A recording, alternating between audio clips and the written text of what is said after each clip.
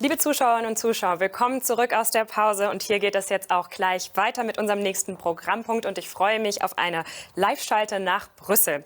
Begrüßen darf ich jetzt Nadia Manzoni. Sie ist seit 2013 bei der Europäischen Kommission im Bereich der Bildungspolitik tätig und aktuell als Teamleader in der Generaldirektion für Bildung, Jugend, Sport und Kultur für das Erasmus-Programm der Hochschule zuständig.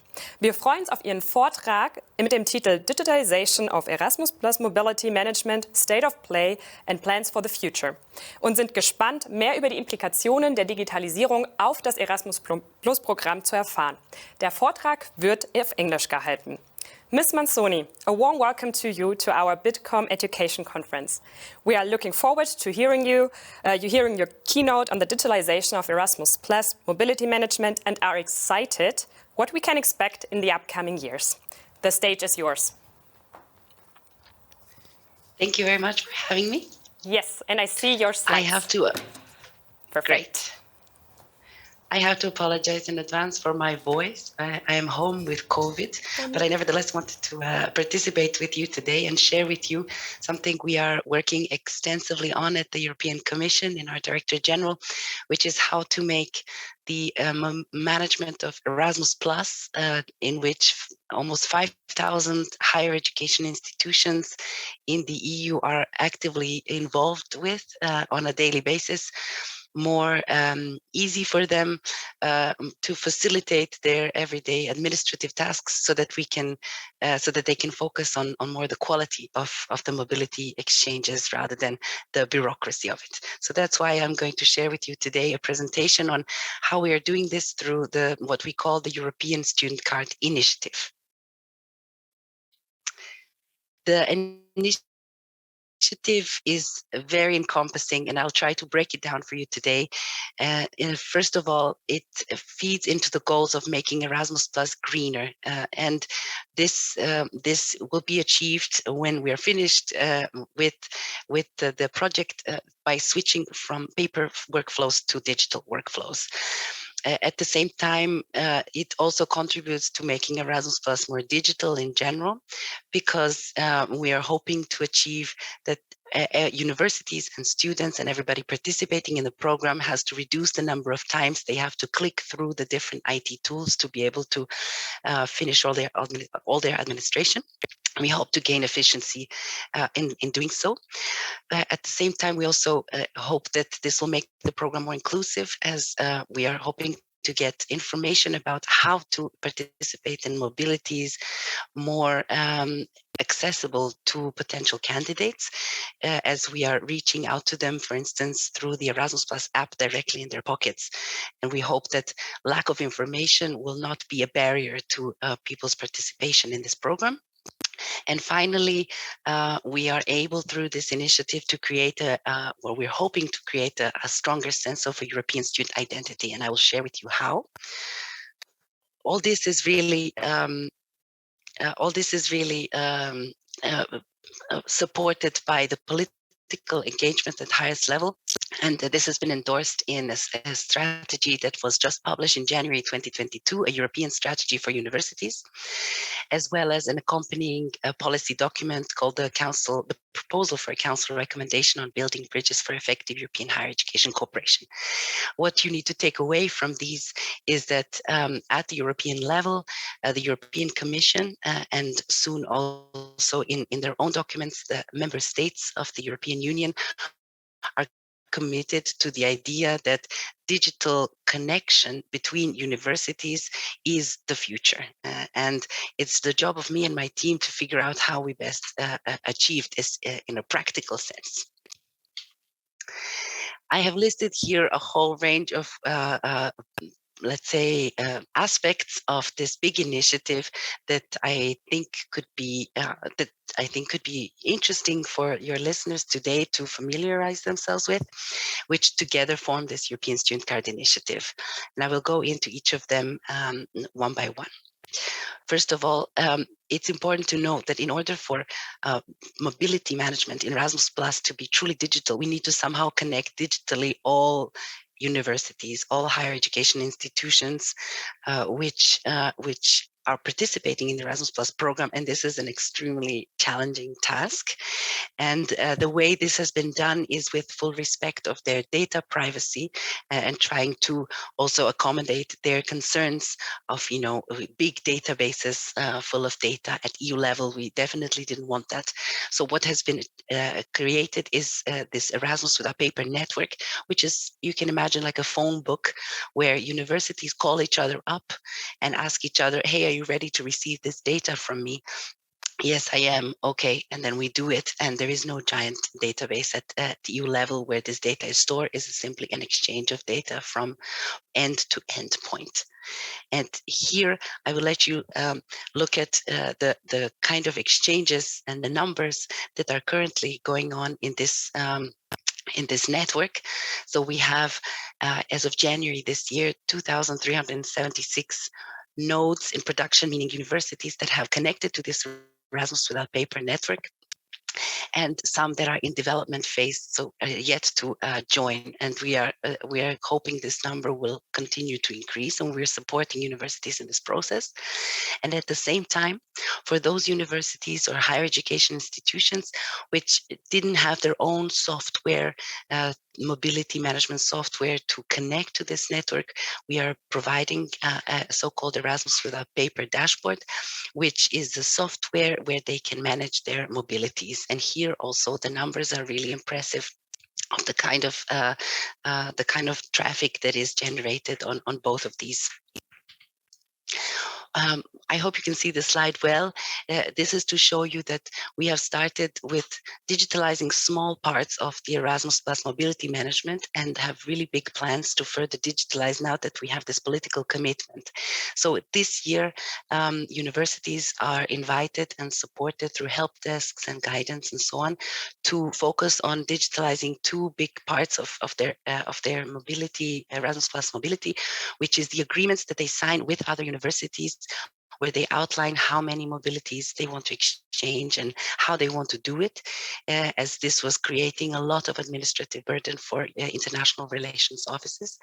And at the same time, by the end of this year, we have agreed to turn all paper agreements, learning agreements, from into digital learning agreements, meaning that these contracts that the students sign with their sending and their receiving institution, where they agree on how their mobility will look like, when it will take place, how many credits they will get at the end of it.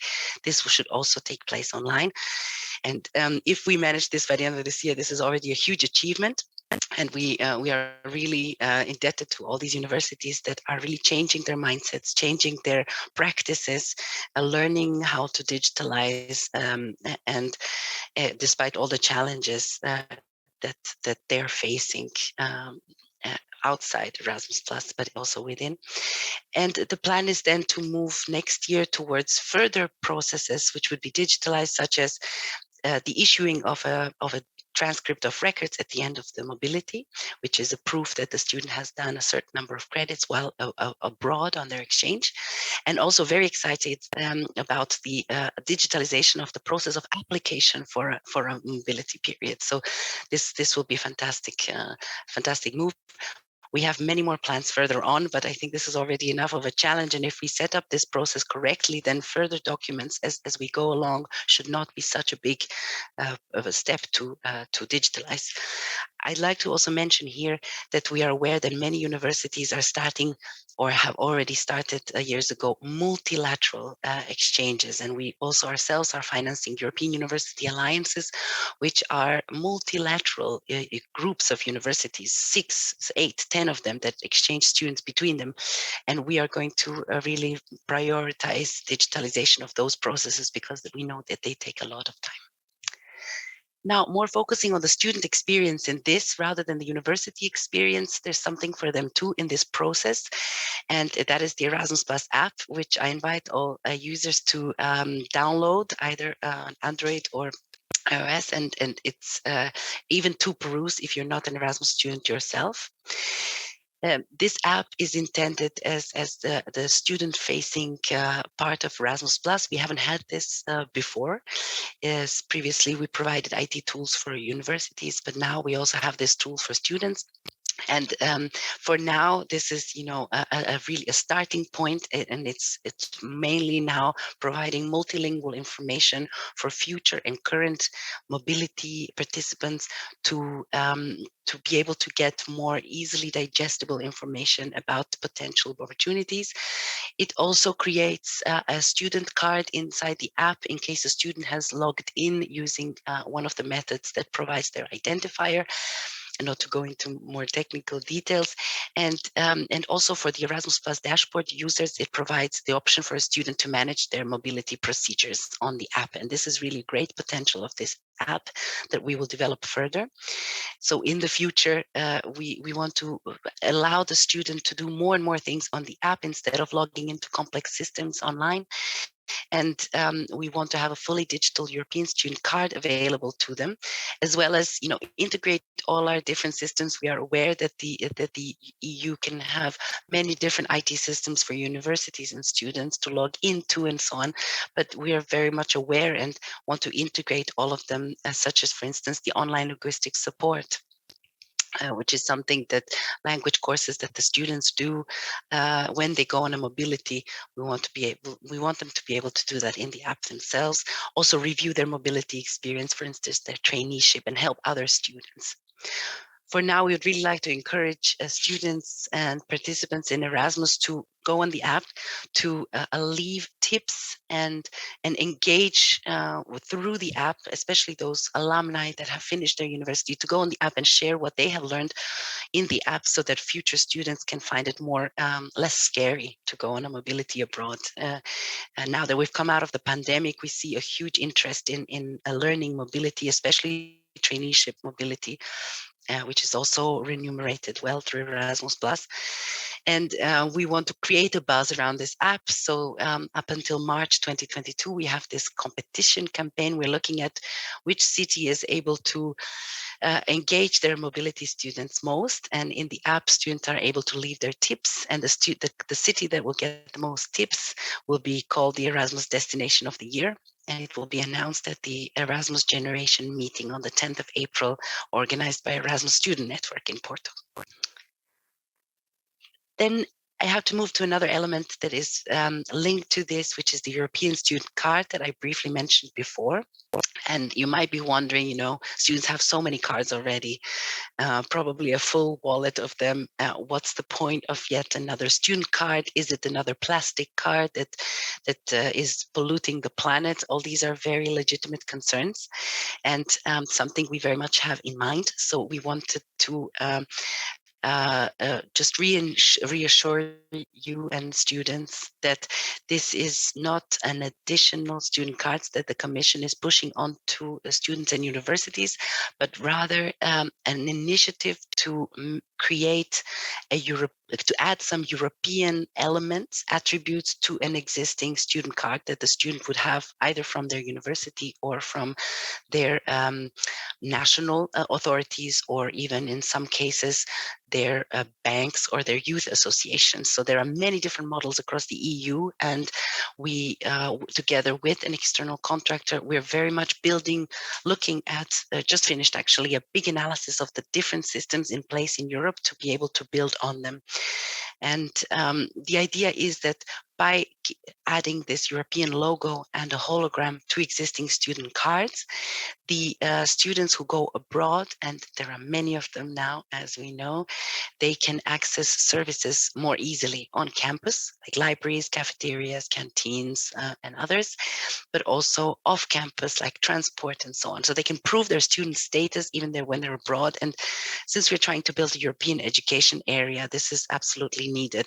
I've heard of cases where even within the same country, a student card is not recognized in the next city, and we're trying to override that and make this a non-issue, basically. This is just a beginning. In the future, the recognition of student status. In the future, we're working on authentication as well, and a more digital card overall, which is anyway the direction the students are the universities are taking with their cards. And also a note that this is a project that is very much done in cooperation with other card issuers like ISIC and other cards that are very well known, and we offer an opportunity to co-brand the international student card with the European student card and so on. We are starting with a few selected countries, and by 2025 we really want to make this available in all European countries. Whether then it's taken up or not, it's completely voluntary, but we see a lot of value in it, and we hope the students will too. And I'd like to finish off with something that you may have heard about, which is like an underlying thing for all of the stuff I've said before, without which all the other projects would not work. And this for EdTech and for those of you who are familiar with digitalization projects, you must know the value of being able to correctly identify a person in the digital world. And this is really, really key for the same student to be recognized in the Erasmus Plus app, in the systems for mobility management like Erasmus Without Paper, in the softwares that are being used by universities for mobility management. So in order to really create an efficient experience for anyone going on a mobility, we need to be able to see them in different systems. And this is why we have financed from the side of the European Union the development of a European student identifier. And I wanted to spend a little bit of time just encouraging universities to look into it and to issue such an identifier to their students. It is, let's say, just to note, it is a temporary solution until we're all across the EU recognized in very easy digital ways, which our colleagues inside the Commission are really developing along the way. It's called the EIDAS project, but until that's a reality, we have to rely on the European Student Identifier as a way to do that. And I know there's a lot of X's and a lot of strange things on this slide, but what I'm trying to say is that there are that the European Student Identifier, like the student card, is deliberately designed to be built on an existing student identifier. And it's a lot of years of planning have gone into this to find the least disruptive way to do this, since we have so many countries in the EU and so many different ways of identifying students. And the best solution that was found is that we add a bit like an IBAN, if you know it, to add a sort of country code to an existing student identifier, either a national one or a higher education specific one, so that a student can be identified through this identifier when abroad. And currently, we are encouraging all universities to create a system and to deploy these identifiers. And we've provided guidance. It's not something difficult to do, but it does require within the higher education institutions and within universities for the international relations departments to work with their IT departments. And this is currently the biggest challenge we are facing. But luckily we have the backup at the political level to do so. And the European Strategy for Universities, like I mentioned before, has issued a very concrete, if you look at the bottom right corner in red, a very concrete action for this.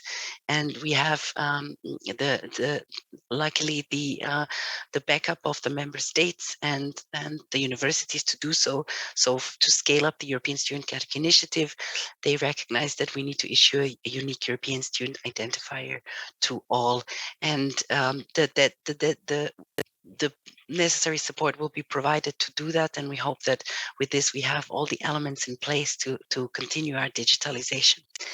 Well, I could say a lot more about this because this is a huge initiative that will last many, many years. But considering the state of my voice and probably the complexity of this initiative, I'll stop here and hope I have presented enough to tickle your fancy and to get the discussion going. Thank you. Thank you, Ms. Manzoni, especially since you haven't felt well the whole day. So we are actually super grateful that you have been here, that you have given us that kind of presentation. It was really interesting. I think I love the most that you're also passionate about the topic. And I actually now want to go back to university to have that experience, because I would love to have that kind of app. I would love to have like this really smooth process when it comes to the administration. So thank you very much.